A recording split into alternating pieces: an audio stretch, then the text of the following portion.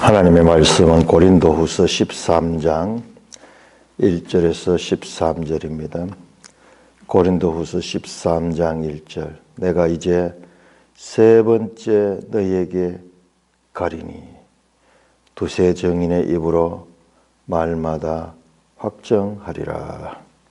내가 이미 말하였거니와 지금 떠나 있으나 두 번째 대면했을 때와 같이 전에 죄 지은 자들과 그 남은 모든 사람에게 미리 말하노니 내가 다시 가면 용서하지 아니하리라. 이는 그리스도께서 내 안에서 말씀하시는 증거를 너희가 구함이니 그는 너희에게 대하여 약하지 않고 도리어 너희 안에서 강하시니라. 그리스도께서 약하심으로 십자가에 못 박히셨으나 하나님의 능력으로 살아계시니 우리도 그 안에서 약하나 너희에게 대하여 하나님의 능력으로 그와 함께 살리라. 너희는 믿음 안에 있는가? 너희 자신을 시험하고 너희 자신을 확정하라. 예수 그리스도께서 너희 안에 계신 줄 너희가 스스로 알지 못하느냐? 그렇지 않다면 너희는 버림받은 자니라. 우리가 버림받은 자 되지 아니한 것을 너희가 알기를 내가 바라고 우리가 하나님께서 너희로 악을 조금도 행하지 않게 하시기를 구하노니 이는 우리가 옳은 자임을 나타내고자 함이 아니라 오직 우리도 버림받은 자 같을지라도 너희는 선을 행하게 하고자 함이라. 우리는 진리를 거슬러 아무것도 할 수 없고 오직 진리를 위할 뿐이니 우리가 약할 때에 너희가 강한 것을 기뻐하고 또 이것을 위하여 구하니 곧 너희가 온전하게 되는 것이라. 그러므로 내가 떠나 있을 때 이렇게 쓰는 것은 대면할 때에 주께서 너희를 넘어뜨리려 하지 않고 세우려 하여 내게 주신 그 고난을 따라 엄하지 않게 하려 함이라. 마지막으로 말하노니 형제들아 기뻐하라. 온전하게 되며 위로를 받으며 마음을 같이하며 평안할지어다. 또 사랑과 평강의 하나님이 너희와 함께 계시리라. 거룩하게 입맞춤으로 서로 문안하라. 모든 성도가 너희에게 문안하느니라. 주 예수 그리스도의 은혜와 하나님의 사랑과 성령의 교통하심이 너희 무리와 함께 있을지어다. 오 하나님 아버지 은혜를 감사합니다. 잘 깨닫게 하여 주시옵소서. 예수님 이름으로 감사하며 기도드리옵나이다. 아멘. 자, 이제 고린도후서 마지막 장인 13장까지 왔습니다. 이 고린도후서를 보면서 특별하게 더 느끼는 것은 이 번역하면서 그 뜻을 제대로 옮기기가 어려웠던 것 같아요. 우리가 그냥 읽어가지고는 예를 들어서 3절 같으면 이는 그리스도께서 내 안에서 말씀하신 증거를 너희가 구한다. 왜 이는 가는 왜냐하면 가는 건데 문맥에서 보면은 그 말이 있을 이유가 없어요. 이는 그럼 앞에 거하고 연결돼야 되는데 앞의 내용이 그리스도 안에서 증거를 구하는 그 내용하고 달라요. 일단 특별히 고린도후서는 번역하기가 힘들어요. 왜 그러나 그러면은 여러 번 말씀드렸지만은 그 제3자의 입장에서 그 당사자들 고린도 교회와 사도 바울 간의 그 격한 감정과 거기에 이 서로 간에 있었던 그 사건 때문에 있는 그 부분을 제대로 번역해내기가 쉽지 않은 것 같아요. 우리가 구어체로 말하는 것은 어떤 경우에는 글로 써도 그냥 똑같은 뜻을 가지고 있지만 어떤 경우에는 글로 써가지고 했을 적에는 너무 이상한 경우가 많이 있어요. 그냥 말로 이 구어체로 한 거, 특별히 감정적으로 하는 말은 번역을 해가지고 그대로 해석을 하려고 그러면은 그 문화를 알지 못하는 사람이 있어가지고 거의 이 바른 해석을 하기가 힘들어요. 그래서 그런지 고린도 후서에는 유독 그런 부분들이 많습니다. 예를 들어서 지금 13장 1절, 2절 말씀은 뭐냐 그러면은 두세 정인의 입으로 말마다 확정하리라. 내가 이미 말하였거나 지금은 떠나 있으나 두 번째 때문에 했다 같이 전에 죄지은 자들의 남은 모든 사람 미래는 내가 가면 용서하지 않으라. 뭐 어떻게 했다는 거예요? 이게요. 가서 두세 정인의 입으로 말마다 확정하리라. 이 말은 세 번역은 이렇게 번역이 되어 있습니다. 소송 사건은 두세 정인의 말을 근거로 하여 결정지어야 합니다. 가서 재판하겠다는 거예요. 교회 안에서 재판을 해가지고 징계할 것을 지금 말하고 있는 거예요. 내가 다시 가면 용서하지 아니하리라. 가서 뭐 폭력으로 뭐 행하겠다 뭐 그런 뜻이 아니고 사면하지 않겠다 하는 거는 페이도마이, 법대로 치리하겠다는 그와 같은 의미를 가지고 있습니다. 이런 식으로 번역해 보면은 이게 무슨 말이냐 하면 이게 아주 교회 안에 치리에 관한 아주 중요한 증거 본문입니다. 자, 이 부분은 이따가 좀 더 자세하게 살펴보겠습니다. 교회 안에 치리, 오늘날 이 징계가 거의 교회 안에 없어졌는데 그렇지 않습니다. 예수님이 교회를 가르칠 때 이미 징계에 관한 것을 가르치고 있습니다. 그 법안에 있지 아니하는 자는요, 교회 안에서 퇴출됩니다. 제명이 되고 쫓겨나게 돼요. 그러면 그는 하나님의 자녀 반열에서 떨어지는 거예요. 무서운 거예요. 무서운 징계를 지금 말하고 있는 것입니다. 자, 그러면은 먼저 세 번째 너에게 가리라. 우리가 이걸 대충 읽고 넘어가 버리면은 평생 봐도 무슨 말인지 몰라요. 자, 정확하게 한번 살펴보겠습니다. 왜 세 번째냐? 첫 번째 방문이 언제냐 그러면 사도 바울이 사도행전 18장에 고린도 교회를 개척할 때였습니다. 고린도 교회를 개척할 때. 두 번째 방문은 이 사도행전에도 안 나오고 고린도 후서에만 나옵니다. 고린도 후서 2장 1절에 보면 내가 고통스러운 밤에 근심 가운데 너에게 나아갔던 그 사건이에요. 사도행전에도 안 나오는 내용인데 그 교회에 엄청난 사도 바울이 수모를 당하고 대적자들에게 의해서 고통을 당한 그와 같은 고통스러운 방문, 근심으로 나아갔던 방문. 그래서 세 번째 방문을 하려고 했는데 방문을 하지 않고 편지를 썼어요. 그 편지가 2장 4절은 눈물로 쓴 편지, 눈물로 쓴 편지. 아주 과격한 자신의 심정을 담아가지고 고린도를 책망하는 그런 편지를 썼어요. 그 편지에 대한 반응을 사도 바울이 기다리면서 안절부절하지 못하는 것을 우리가 어제 살펴봤습니다. 그들에게 책망하는, 그래서 들으면 그들에게 찔리고 아픔이 있을 그와 같은 질책을 하는 내용으로 보냈는데 과연 거기에 대한 반응이 어떻게 될까? 바울은 세 번째 방문을 하지 않고 일부러 시간을 미루면서 편지로 대신해서 썼습니다. 그런데 우리가 이제 봤던 7장에 디도가 돌아오므로 그들이 잘못을 회개했다는 그 말씀을 들었을 때 사도 바울이 아주 기뻐했죠.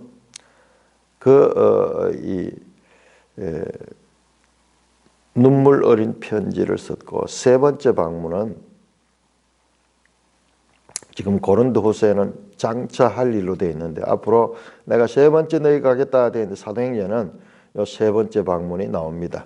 자, 우리 한번 찾아보겠습니다. 사도행전 20장.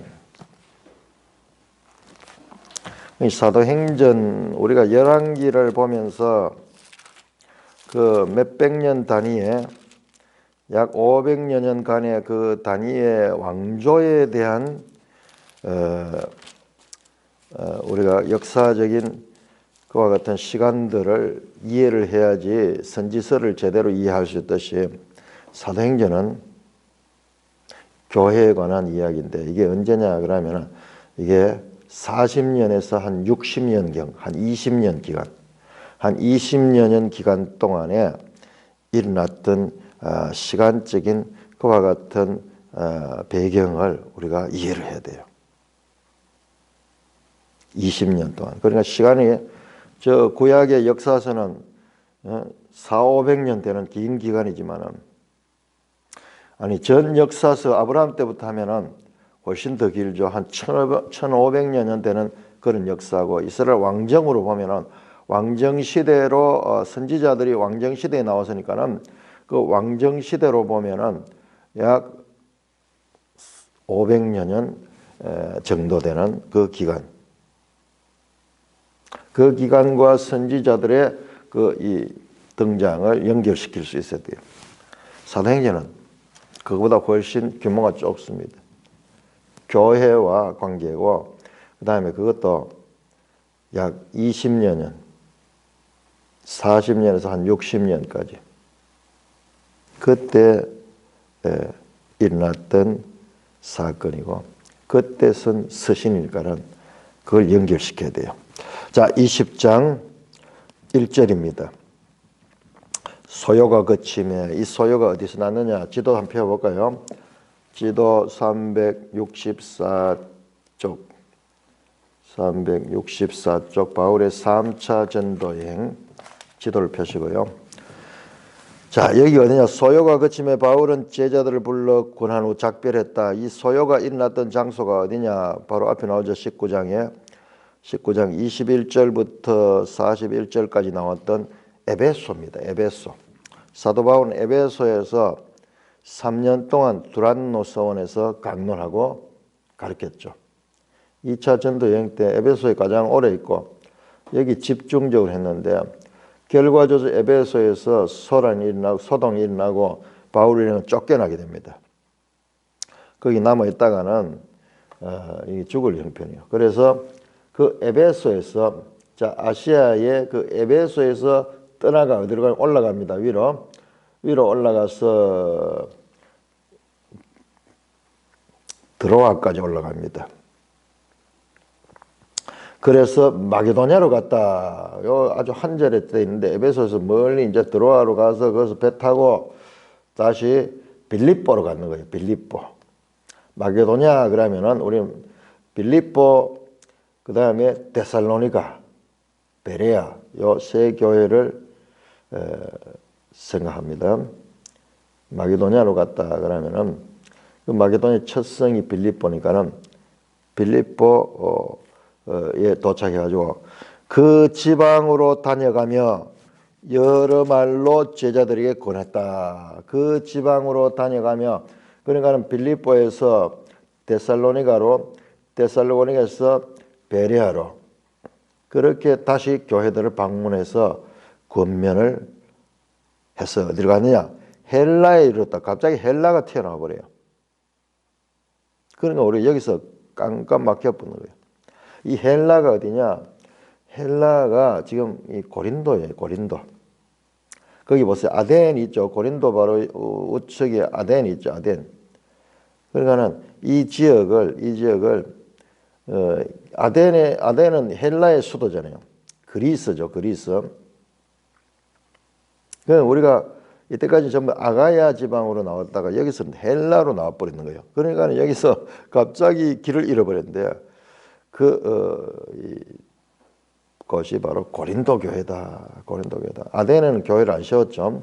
아덴은 방문만 하고 그랬는데 우리가 지금 이 도표를 보면은 이 3차 전도 여행 지도를 보면은 사도행전 2장에서 사도 바울이 마게도냐에서 이 헬라로 가는데 배를 타고 가는 거로 되어 있어요. 지금 그 도표를 보세요. 그 화살표를 보시면은 그 베레아에서 배를 타고 그렇게 내려갔어요. 그런데 우리 여기 본문에는 그런 것은 배를 타고 갔는지 교통수단이 뭔지 도보로 이 육지로 갔는지 나오지 않는데 아마 지도를 더 섬세하게 연구를 했을 거예요. 그래서 그러니까는 마게도냐는 세계 교회다. 세계 교회. 우리 그 사도행전 16장에 나왔죠. 빌립보 갔다가 그 다음에 데살로니 갔다가 데살로니 쫓겨나가지고 베레아로 가잖아요. 그러니까 베레아 사람들은 데살로니 사람보다 더 신사적이었어. 이것이 그러한가 날마다 성경을 상고함으로 믿는 자가 많았다라는 유명한 구절이 나오는 그 베레아죠. 그러니까 세 가지 마게도냐는 세 교회입니다. 세 교회. 빌립보, 데살로니가, 베레아. 그리고 우리가 빌립보서, 데살로니가서 이런 편지들은 바로 여기에 있던 이 교회들에 보낸 편지다 하는 것을 늘 염두에 둬야 돼요. 이 지도를 머릿속에 둬야 돼요. 자, 배를 타고 그렇게 내려가는 것 같아요. 배를 타고 가면 훨씬 수월했겠죠. 육지로 걸어가면서 이게 보통 힘든 일이죠. 그래서 배를 타고 가서 어디로 갔냐? 거기서 바로 아가야에 있는 고린도로 도착했어요. 고린도. 거기에 갱그리아도 나오죠. 갱그리아, 아덴, 고린도. 여기에 전부 한 동네예요. 한 동. 여기는 교회가 지금 고린도 교회를 개척했기 때문에. 그러니까 여기서 헬라에 이르렀다. 거기서 석 달 동안 있다가 배 타고 수리아로 가고자 했다. 석 달 동안 수리아 어디냐 그러면은 저 안디옥 시리아 거기를 이야기를 합니다. 이제 돌아가겠다는 거죠. 돌아가겠다. 수리아로 가고자 할 때 유대인들이 자기를 해하려고 공모하며 마게도냐를 거쳐 돌아가느냐. 여기서 배를 타고 가려고 했는데 이 유대인들이 여기서 바울을 죽이려고 그렇게 있으니까는 그들을 피해가지고 배를 안 타고 육지로 올라갔어요. 육지로 올라가서 다시 마게도냐로 거쳐 돌아가기로 작정하니 그때 아시아까지 함께 가는 자는 나오네요. 베레아 사람 부로의 아들 소바도와 데살로니가 사람 아리스다고와 세군도와 더베 사람 가이오 및 디모데와 아시아 사람 두기와 드로비모라. 여기 뭐 베레아 사람이 나오고 그 다음에 데살로니가 사람이 나오죠. 그 지역 교회 사람들이 동행했다. 5절로 그들은 먼저 가서 드로아에서 우리를 기다리라. 먼저 배 타고 건너가서 드로아에 가 있었어요.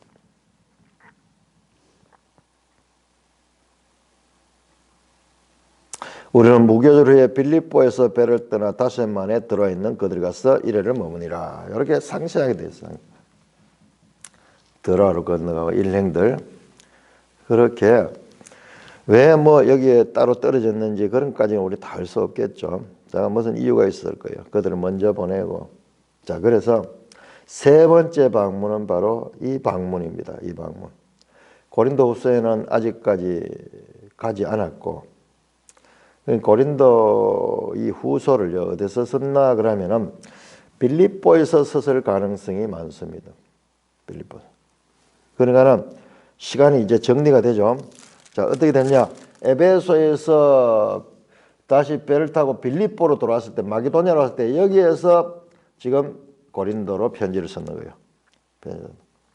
지금 이 장면이 그 장면이에요. 13장 1절에 내가 이제 세 번째 너에게 가리니 빌립보서 편지를 써가지고 나중에는 이 코스를 통해서 갔다가 다시 돌아 나왔다 하는 그런 것을 우리가 알 수가 있습니다. 자, 세 번째 너에게로 가리니 계속 12장 14절에 나왔고 12장 20절에 나왔고 바울은 이제 세 번째 방문이고 그의 생애 마지막 방문이 됩니다. 두세 증인의 입으로 말마다 확정하리라. 갑자기 이게 무슨 말이냐? 말마다 확정하리라. 증인이 확정한 증인들을 통해 가지고 그래서 가서 너희들을 재판하겠다는 거예요. 재판 절차를 거쳐서 재판할 때 함부로 하지 않고 두세 증인의 확정을 받아가지고 그렇게 해서 징계를 하겠다는 것입니다. 그런데 징계의 법이 있는가? 있습니다. 있습니다. 자, 놀랍게도 마태복음 18장, 마태복음 18장 예수님께서 처음 교회에 대해서 말한 것이 마태복음 16장이거든요. 16장. 교회라는 말을 처음 하신 것이 베드로에게 하신 말입니다. 너는 베드로라 이 반석 위에 내 교회를 세우리라. 그러면서 음부의 권세가 이기지 못하라. 내가 천국 열쇠를 내게 줄 테니 네가 땅에서 무엇이든지 매면 하늘에서 매일 것이요 네가 땅에서도 무엇이든지 풀면 하늘에서 풀리라 하시고, 이제 교회에 대한 말씀을 그렇게 하시면서 18장에 보면은 18장 15절부터 나옵니다. 네 형제가 죄를 범하거든. 네 형제는 누구냐? 교회예요. 교회. 교회 안에서 네 형제가 죄를 범하거든 가서 너와 그 사람과만 상대하여 권고하라. 만일 들으면 네가 네 형제를 얻을 것이요. 뒤에 보면 교회가 나옵니다. 이 교회 안에서 일어나는 일들에 대한 말씀이에요. 아주 예수님께서 교회에 대해서는 별로 말씀하신 것이 없는데 여기 이제 하는데요. 교회 안의 징계에 관한 절차를 말합니다.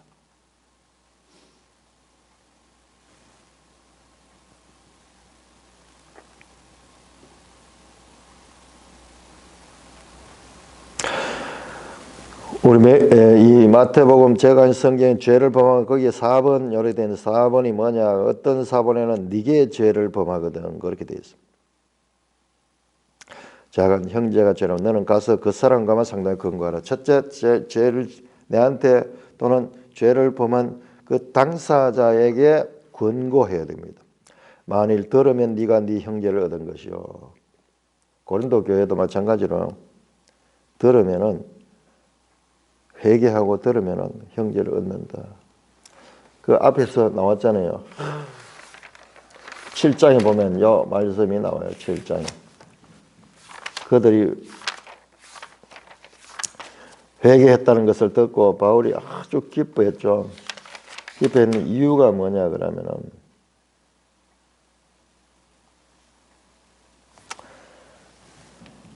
9절에 내가 지금 기뻐하면 너희로 근심하게 한 까닭이 아니요 도리어 너희가 근심함으로 회개하며 이런 까냐. 이렇게 아픈 소리, 죄를 지적해주는 이런 이야기하면 사실 듣기 싫죠. 가슴 아프죠. 그렇지만은 그 과정을 겪어야 돼요. 그래서 돌아오면은 네 형제를 얻었다. 회개해서 그래서 이 9절 후반절 한번 보세요.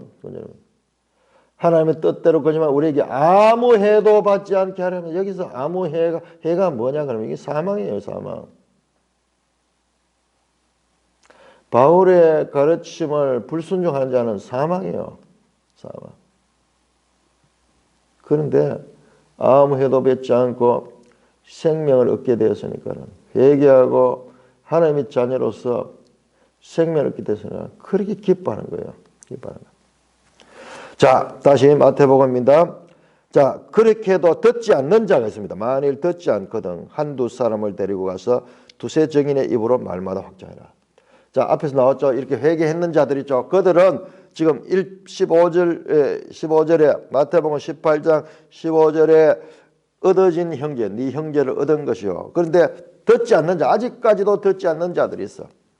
만일 듣지 않거든 한두 사람을 데려가서 두세 증인의 입으로 말마다 확정하게다. 이 말이에요. 똑같죠? 단어가 말마다 확정하리라. 두세 증인의 입으로 말마다 확정하리라. 똑같은 말이냐. 조금 이 직역 같아서 직역. 두세 증인이 말을 근거로 확정하다 판결하는 거예요. 한 증인까지 안 됩니다. 두 명이나 세 명의 증인. 이건 구약에도 마찬가지예요. 신명기 19장 15절에 나오죠. 자, 두세 증인의 입으로 그 사람의 죄를 확정하도록 그렇게 합니다. 자, 17절. 만일 그들의 말도 듣지 않거든. 두세 증인의 말도 듣지 않거든. 교회에게 말하고 교회 말도 듣지 않거든. 이방인과 세리같이 여기라. 진실로 너에게는 무엇이든지 너희가 땅에서 매면 하늘에서 맬 것이요 무엇이든지 땅에서 풀면 하늘. 이 말씀이 여기 나오는 거예요. 16장. 자, 마태복음 되게 중요한 본문입니다. 우리가 이 본문이 무슨 뜻인지 알지 못하면서도 16장 19절에 보면 내가 천국 열쇠를 내게 주니 네가 땅에서 무엇을 매면 하늘에서 맬 것이요 땅에서 무엇이 풀면 하늘에서 풀리라 했는데 이게 무슨 말이냐? 이게 무슨 말이냐? 되게 엄중한 말이고 무서운 말인데 이 말씀이 여기 나오는 거예요. 18장 18절. 이게 교회 징계예요, 징계.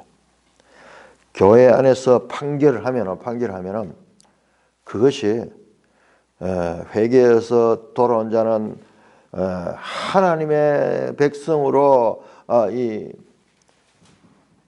인정을 받게 되는 거고 교회가 확정을 하면은 그들은 이 이방인과 세리같이 구원의 반열에서 떨어지게 된다는 말씀입니다.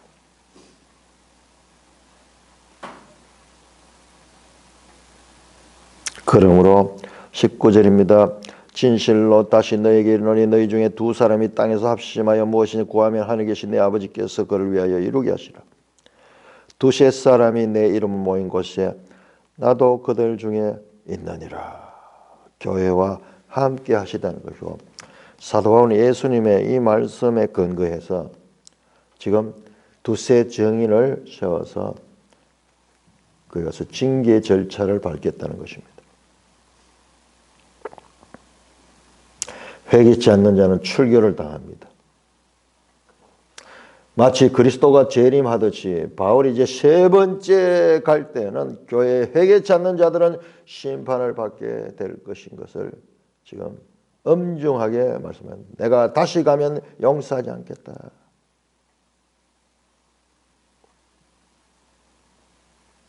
페이도마이 다시 가면은 이와 같은 죄를 면케하지 않겠다는 거예요. 이렇게 다시 한번 강조하는 것은 이런 일이 결코 일어나지 않기를 미리 경고를 하고 있습니다. 교회 지도자의 권위를 가지고 끝까지 회개하지 않는 자, 전에 죄 지은 자들 2절에 나오죠. 2절에 전에 죄 지은 자들 12장 보세요. 12장 마지막에 요 인물들이 나옵니다. 12장 21절에 내가 전에 죄 지은 여러 사람이 그 행한 바 더러움과 음란함과 호생함과 회개하지 않음을 슬퍼할 것들 하나. 그 사람들의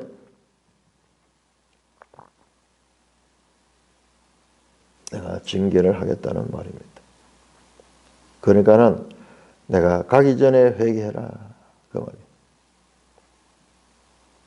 3절입니다. 이는 그리스도께서 내 안에서 말씀하시는 증거를 너희가 구하미니 그는 너희에 대하여 약하지 않고 도리어 너희 안에서 강하니라.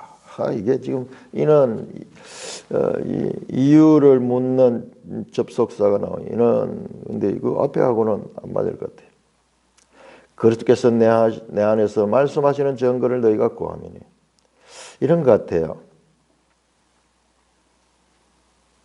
너희들이 사도 바울이 정말 하나님이 우리의 내 속에서 말씀한다는 그런 사도의 증거를 요구하는 것 같아요. 이 사도 바울은 그는 너에게 대하여 약하지 않고 도리어 너희 안에서 강하니라. 그리스도는 그는 그리스도며 그리스도는 너희에 대하여도 약하지 않고 도리어 너희 안에서 고린도 교회 너희에게도 너희 안에서 지금 강하게 역사하고 있다는 거예요. 4절입니다. 그리스도께서 약하심으로 십자가에 못 박히셨으나 하나님의 능력으로 살아계시니 우리도 그 안에서 약하나 너희에 대하여 하나님의 능력으로 그와 함께 살리라. 그리스도와 연합된 바울을 이야기하면서 너희가 그리스도가 내 안에서 말씀하는 증거를 너희가 구하고 있지. 5절입니다. 너희는 믿음 안에 있는가 너희 자신을 시험하고 너희 자신을 확정하라. 예수 그리스도께서 너희 안에 계신 줄 너희가 스스로 알지 못하냐. 바울 안에 늘 그리스도가 계신다고 그렇게 말하고 있는데 그 증거를 보여달라고 그렇게 하는데 바울은 역으로요. 너희 안에 그리스도가 있다. 너희 안에 그리스도가 있다. 너희는 믿음 안에 있는가 너희 자신을 시험하고 너희 자신을 확정하라. 예수 그리스도께서 너희 안에 계신 줄 너희가 스스로 알지 못하느냐. 그렇지 않으면 너희는 버림받는다. 자, 이 말씀은요. 성령이 그들에게 예수 그리스도께서 성령으로 그들과 함께 계시는데 그들이 알지 못하고 있는 거예요. 자, 이 말은요. 이 말은 성령이 없다는 이야기 아니고 알지 못한다, 깨닫지 못한다.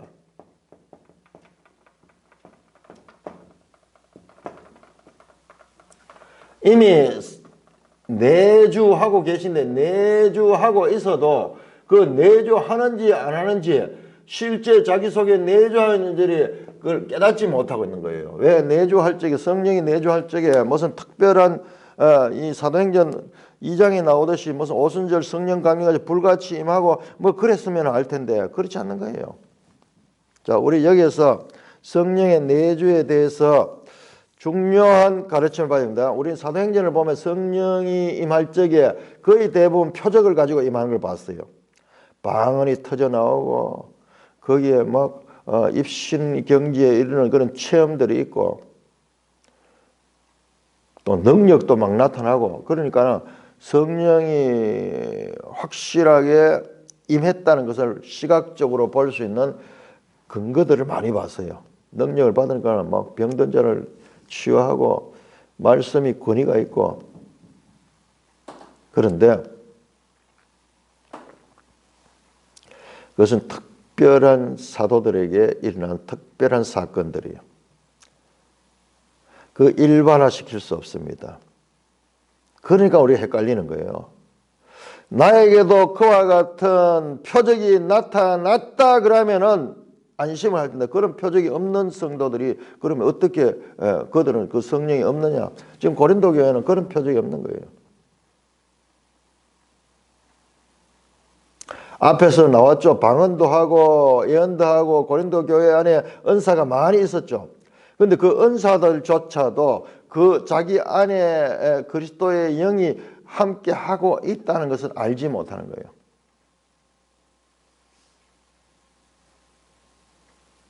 오늘날 현대교회도 마찬가지. 성령의 내주하심을 무슨 방언을 받는다든지 무슨 불같은 뜨거운 체험을 한다든지 성령이 확 내 속에 들어오는 것 같은 그런 이 체험이 없는 사람들은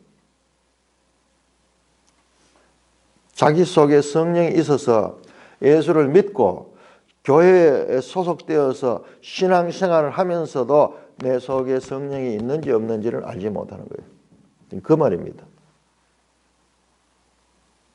사도 바울의 역할은 뭐냐? 그럼 사도 바울의 역할은 이 깨닫지 못하는 자들에게 가르치는 거예요. 가르치는. 이게 뭐냐? 새 언약, 새 언약. 이미 새 언약을 따라서 에레미야 31장 31절에 내 법을 너희 속에 두고 내 이 말을 너에게 주겠다. 에스겔 36장에 새 영을 너에게 주니 이 현상이 성령의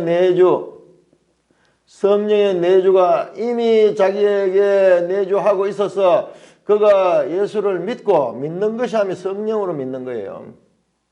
그럼에도 불구하고 자기가 알지 못하고 깨닫지 못하고 이 자들에게 이것을 가르치는 역할이 바울의 직분이에요. 그래서 유독 이 고린도에서 말하는 게 나는 새 언약의 일꾼이다. 그리스도의 일꾼이다. 영의 직분을 맡은 자다. 이 바울의 사역이에요. 바울의 사역. 바울이 어떤 자인가? 하나님의 구속사에 있어서 계속 이어져왔던 그 언약, 저 아브라함 때부터 시작되고, 그래서 모세 때 시내산 언약을 통해서 이스라엘 백성이 언약 백성이 되고, 그래서 여기까지 왔는 그 옛 언약의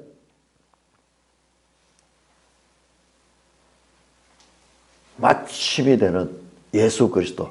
예수 그리스도는 옛 언약을 마치시는 분이, 완성시키는 분이고, 이제는 새 언약 시대는 예수 그리스도를 믿음으로 말미암아 성령이 그와 함께하고 그와 말미암아 새로운 하나님의 구속의 경륜에 왔다는 것을 가르치는 그 역할이 사도 바울의 역할인 거예요. 그러니까 사도 바울의 역할이 그렇게 중요한 거예요. 구약의 선지자들 다 합친 것만큼 중요한 거예요. 모든 과정을 다뤄 결론 여기에 새 언약을 참여하지 못하면은 그것은 안 되는 거예요. 완성이 안 돼요. 이 하나님의 구속사의 지금 이 최종적인 언약이에요. 최종적인. 모든 앞선 언약들은, 옛 언약들은 이 새 언약을 위해서 선지했던 것들입니다. 이 과정을 통해서 새 언약으로 나가는 거예요. 궁극적인 목적은 새 언약입니다. 이 새 언약을 성취하신 분이 예수 그리스도인데 그 예수 그리스도 사건이 가지는 개인들과의 관계의 의미를 사람들이 알지 못한데 예수님이 오셔서 십자가의 죽으심과 부활과 성천과 보좌 우편에 앉으심과 그리고 예수님의 성령을 보여줘. 성령을 보여줘요. 자, 여기 예수 사역. 예수 그리스도의 성취입니다. 여기 새 언약의 성취예요. 죽고 부활하고 성천하고 보좌 우편에 앉으셔 성령을 보내주셔서 이제 이 땅에 그 결과 교회가 생기는 교회. 교회는 성령의 공동체. 그 믿는 자들은 교회에 다 속해 있는데 그들에게는 다 이와 같이 성령이 내주하고 있는 거예요. 그런데 몰라요. 모르는 거예요. 그걸 가르쳐 주는 거예요. 사도 바울이 오셔서.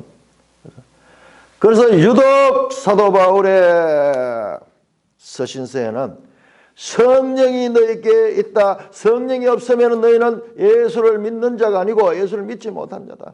너희가 예수를 믿는 것은 성령이 너에게 있기 때문에 그런 것이다. 그것을 너희가 알아야 된다. 그것을 가르치는 거예요. 5절 후반절 보세요. 그리스도께서 너희 안에 계신 줄 너희가 스스로 알지 못하냐? 그렇지 않으면 너희가 버림받는다. 우리가 버림받은 자 되지 않은 것은 너희가 알기를 내가 바란다. 내주하고 있어도 알지 못하면 버림받은 자와 마찬가지다.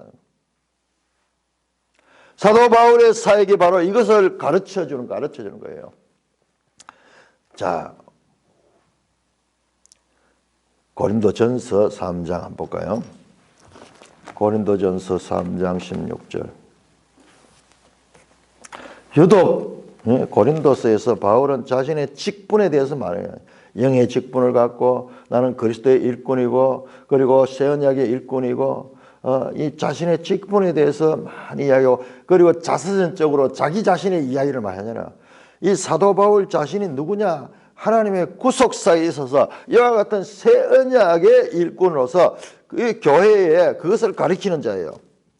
3장 16절 보세요. 3장 16. 너희는 너희가 하나님의 성전인과 하나님의 성령이 너희 안에 계시는 것을 알지 못하냐. 교회 안에 있으면서도 알지 못하는 거예요.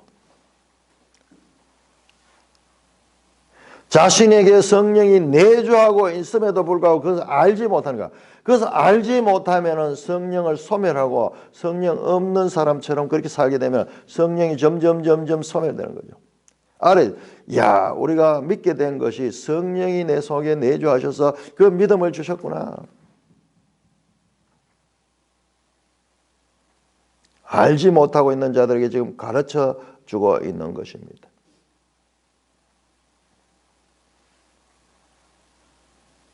자, 로마서 8장 보세요. 로마서 8장. 로마서 8장에서도 8절에서 로마서 8장 8절에서 자, 지금 성령이 있는 자, 성령이 없는 자는 전부 다 육신에 있는 자입니다. 육신에 있는 자. 전부 육신에 있는 자고 성령이 있는 자는 그 위에 덧입은 거예요. 성령을 덧입은 거예요. 그래서 두 종류인 것에서 8절입니다. 로마서 8장 8절. 육신에 있는 자들은 하나님을 기쁘시게 할 수 없느니라. 만일 너희 속에 하나님의 영이 거하시면 너희가 육신에 있지 아니하고 영에 있나니 누구든지 그리스도의 영이 없으면 그리스도의 사람이 아니다. 성령, 하나님의 영, 그리스도의 영 지금 같은 이야기입니다. 또 그리스도께서 너희 안에 계시면 몸은 죄로 말미암아 죽은 것이나 영은 의로 말미암아 살아있는 것이다. 예수를 죽은 자 가운데 살리시니 영이 너희가 안에 거하시면 너희가 그리스도 예수를 죽은 자 가운데 살리시니가 너희 안에 거하시는 그의 영으로 말미암아 너희 죽을 몸도 살리라. 12절 그러므로 형제들아 우리가 빚진 자들의 육신에게 져서 육신대로 살 것이 아니라 모르는 거예요. 이렇게 성령을 받은데도 자기가 모르고 그냥 육신대로 살면 안 돼, 산다는 거. 그걸 가르쳐 주는 거예요. 우리가 빚진 자다. 우리가 하나님께 은혜의 빚을 진 자다. 육신에 져서 육신대로 살 것이 아니라 너희가 육신대로 살면 반드시 죽으리라. 영으로서 몸의 행실을 죽이면 살리니 무릇 하나님의 영으로 인도함을 받는 사람들은 곧 하나님의 아들이라. 너희는 다시 무수하는 종의 영을 받지 않고 양자의 영을 받았으므로 우리가 아빠 아버지라고 부르짖느라. 성령이 친히 우리 영과 더불어 우리가 하나님의 자녀인 것을 증언하시느니 자녀이면 또한 상속자다. 자, 모르는 거예요. 자기 자신이 그것을 성령이 내주해서 그가 그것을 가지고 믿고 그래서 그리스도인이 됐다는 것을 가르쳐 주는 거예요. 실제 존재론적으로 변했음에도 불구하고 자기 자신이 그것을 알지 못하는 그것을 지금 가르쳐 주고 있는 것입니다.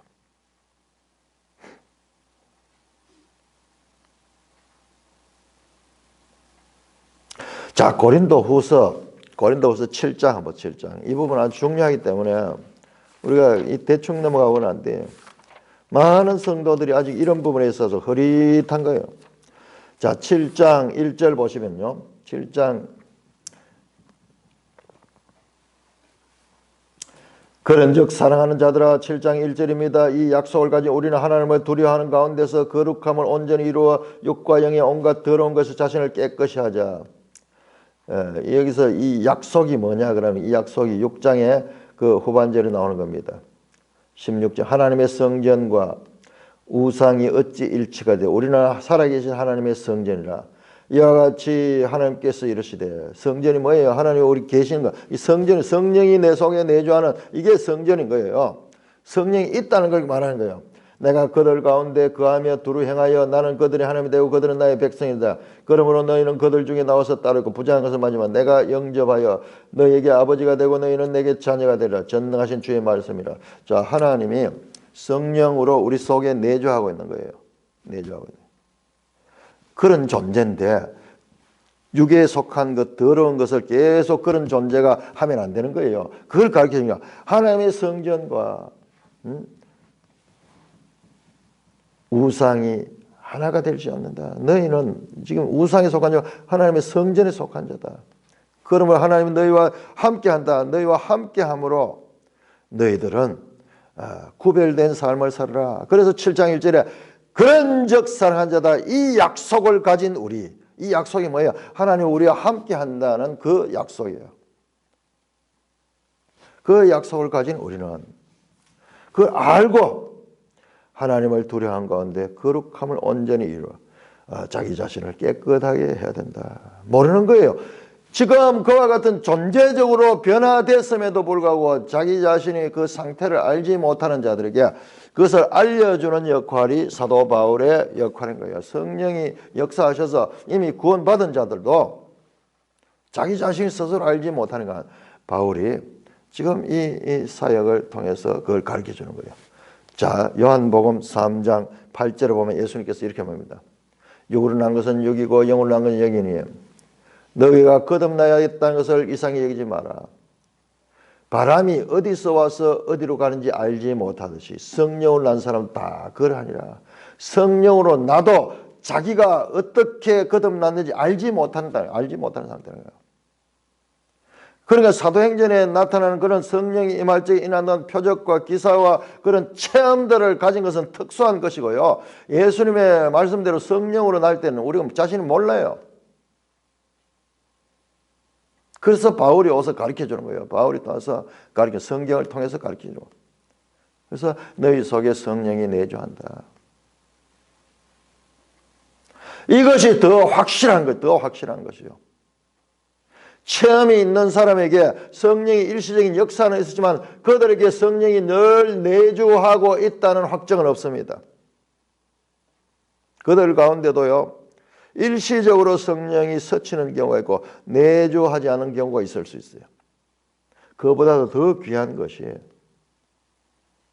성령이 내주하니까 우리가 하나님을 찾고 신앙생활하고 교회에 소속이 되고 헌금도 하고 그렇게 우리가 날마다 하나님을 섬기는 그 일이 그냥 되는 게 아니에요. 그냥 되는 성령이 내주하기 때문에 그래요. 그리고 우리가 가지고 있는 이 놀랍고 확실한 증거들, 교회에 출석하는 것만 해도 그 성령의 확실한 그와 같은 이 은혜가 없이는 그게 불가능합니다. 예수 믿는다는 자체가 불가능해요.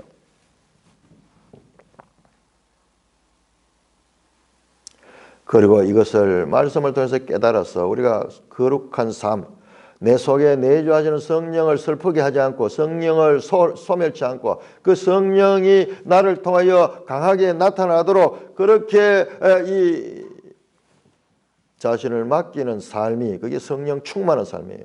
그게 성령의 열매로 나타나요. 영열로.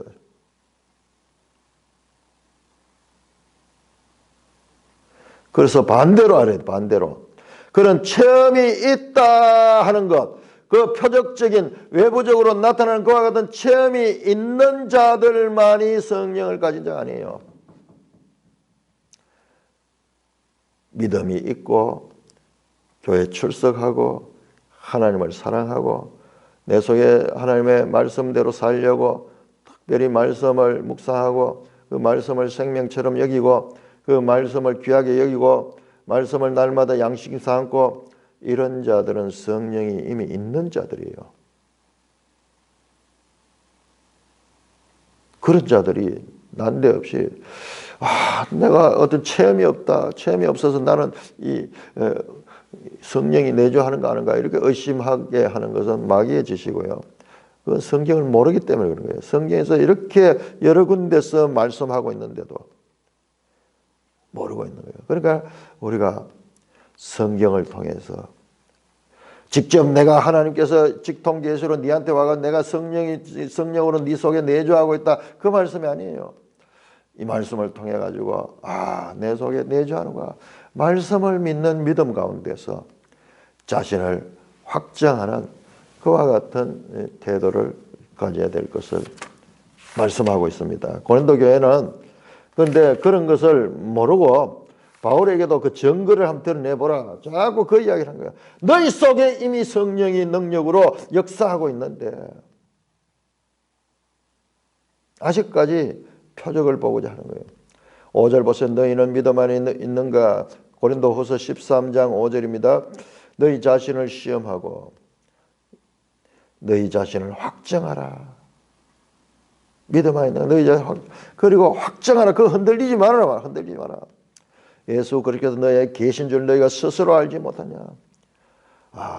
예수 그리스도께서 우리 속에 거하고 계신다. 이것을 알지 못하면 너희는 버림받은 자다. 우리가 버림받은 자 되지 아니한 것을 너희가 알기를 내가 바란다.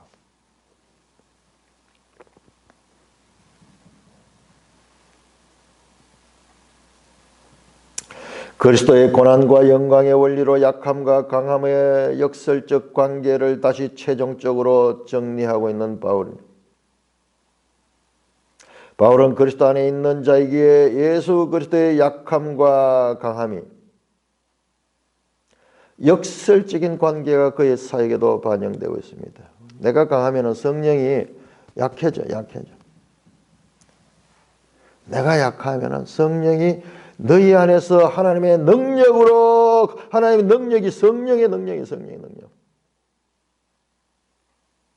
이 삼위일체 관계를 우리가 제대로 모르면 이게 기본 중에 기본인데, 이게 정리 안 되면 성경 아무리 읽어도 알 것 같기도 하고 모를 것 같기도 하고 알 것 같기도 하고 모를 것 같기도 하고 계속 그 이야기예요. 그래서 우리 믿음의 선배들이 제일 이 교리적으로 중요하게 다뤘던 부분이 삼위일체.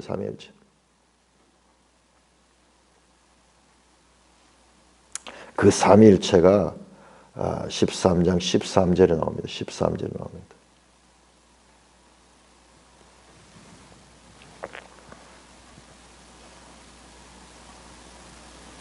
고린도 교인들이 이 약함과 강함의 원리를 제대로 깨닫는다면 바울의 사역을 이해할 수 있을 것입니다. 바울에게 사도의 권위가 있음을 인정했을 것입니다. 능력을 자꾸 나타내고 그 증거를 구하고 있다. 너희 안에도 이미 있는데.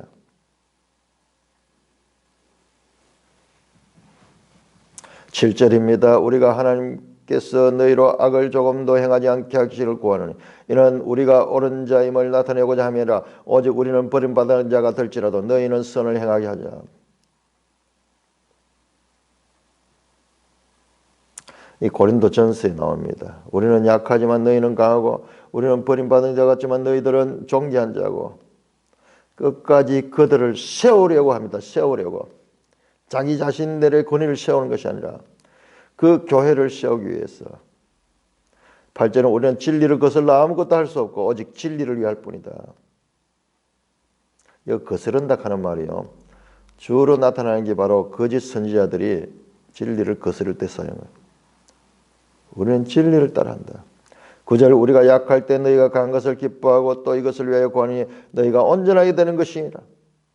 그러므로 내가 떠나 있을 때 이렇게 쓰는 것은 대면할 때 주께서 너희를 넘어뜨리려 하지 않고 세우려 하여 내게 주신 권한을 따라 엄하지 않게. 여기 권한이요, 권한이 이 엑소시아 이게 권세입니다. 권세. 사도 바울의 권세, 사도 바울의 직임이 가지는 직임에는 권세가 따릅니다.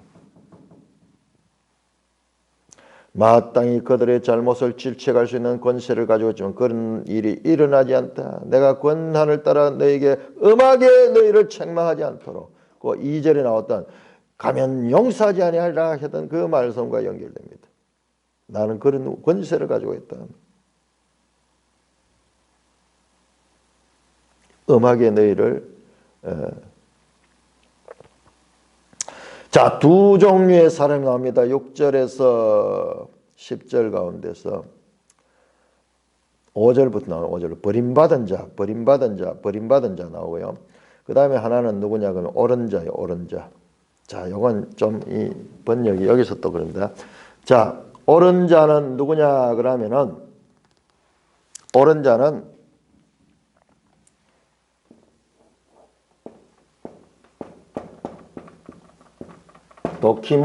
도키모이간이고요. 그 다음에 버림받은 자는 여기다 아가 붙어. 요거 부정이 됩니다. 반대되죠. 도키마족 하면 뭐냐 그러면 도키마족 하면은 시험하다, 연단하다 그런 뜻이에요. 도키마족 이게 아주 중요한 단어입니다. 시험하다, 연단. 도키마족은 연단 받지 못한 자예요.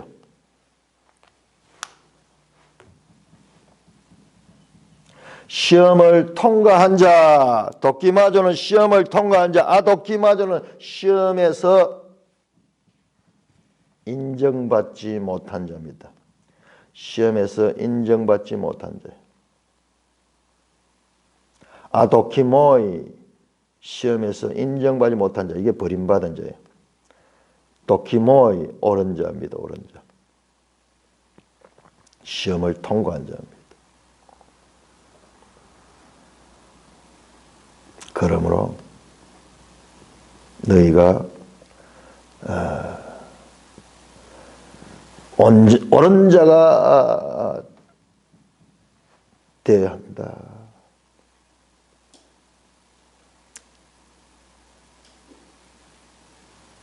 (11절입니다) 마지막으로 말하는 형제들아 기뻐하라 온전하게 하며 위로를 받으며 마음을 갖게 하며 평안할지어다. 또 사랑과 평강의 하나님 너희와 함께 하시어 거룩한 입맞춤으로 서로를 문화하지. 마지막 인사 축복 나옵니다. 그리고 13절에 주 예수 그리스도의 은혜와 하나님의 사랑과 성령의 교통하심 너희 무리와 함께 하시라. 이게 우리가 하는 축도의 원형입니다. 축도의 원형. 주 예수 그리스도의 은혜와 하나님의 사랑과 성령의 교통하심. 이 삼위일체가 축도에 처음 언급됩니다. 예수 그리스도의 은혜는 죄인들을 위해 죽으신 십자가의 은혜를 말하고, 예수님의 십자가는 죄인들을 위해 아들을 보내 화약인 하나님의 사랑의 표현입니다.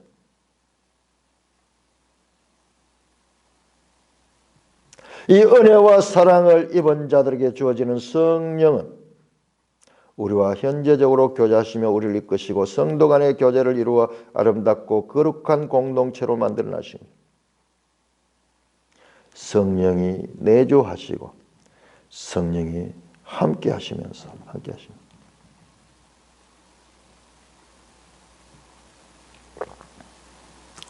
하나님의 교회에 거룩한 공동체를 이루어가게 하셨다. 이 같은 축도로서 고린도후서를 마치고 있습니다. 성령이 새 언약의 약속을 따라 오신 성령이 구체적으로 어떻게 성도들에게 적용되냐 그 가르침이 바울의 직분이 바울이죠. 그래 로마서도 보면 그 이야기예요. 로마서도 쭉 보면 전부 그 이야기예요. 그 성령에 대해서 우리가 가장 무지하고 성령에 대해서 우리가 체험적인 이런 것들만 강조하면서 성경의 가르침, 바른 가르침을 우리가 소홀히 하는 경우가 얼마나 많은지 몰라요. 바울의 사역의 핵심 사역은, 그래서 바울 서신을 보면 전부 그 이야기, 전부 같은 성령 이야기. 기적과 이사와 그리고 체험의 성령 아닙니다. 그 이야기 하나도 없습니다. 성령의 열매를 맺어라. 성령을 따라 살아라. 성품의 변화, 그리스도를 닮은 성품의 변화, 인내하고 사랑하고 소망 가운데 자신을 죽이고 내가 약할 때 그가 강하다, 그리스도가 강하심을 드러내는, 그래서 우리의 삶에, 죄인들의 삶에 질그릇 같은 그와 같은 삶에 보배를 가졌다. 그게 바로 새 언약. 우리 썩어질 죄인의 몸속에 하나님이 오셔서 내주하시고 그가 다스리는 나라, 그것이 하나님 나라가 이미 시작된 나라고, 그와 같은 성도의 삶이 바로 새 언약 백성의 삶이라는 것을 사도 바울은 가르쳐줍니다. 이 모든 것을 누가 행하셨나? 예수 그리스도께서 다 행하셨습니다. 죽으시고 부활하시고 성천하시고 보좌 우편에 앉으시고 성령을 보내주셨어. 그 사건, 예수 사건이 교회 속에 어떻게 적용되는가, 그것을 가르쳐주는 사역자가 사도 바울이고, 그와 같은 것에 대한 가장 실제적인 내용들이 선포되는 것이 고린도 전후서다. 고린전서 3장 16절에 너희가 하나님의 성전인가 성령이 너희와 함께하는 걸 알지 못하느냐. 모르고 있는 거예요. 지금 여기도 마찬가지예요. 너희 안에 그리스도께서 계신 줄 너희가 알지 못하느냐? 알지 못하느냐? 모르고 있어요. 그걸 가르쳐주는 역할입니다. 까지. 죄와 사망의 법에서 생명과 성령의 법으로 너희를 옮겼느니라. 그리스도 사역, 그리스도가 이룬 그 사역을, 그 새 언약을 성취하신 그 사역이 교회 시대에 적용된다는 것을 가르치고 있는 것이 바로 바울의 사역이고 바울의 직임이다. 내가 새 언약의 일꾼 되었다. 이와 같은 바울의 직임을 잘 이해하고 그것이 오늘 우리에게도 동일하게 적용되는 것을 알고 새 언약의 백성다운 삶을 사는 저와 여러분 되기를 주님의 이름으로 축원합니다. 찬송가 210장입니다.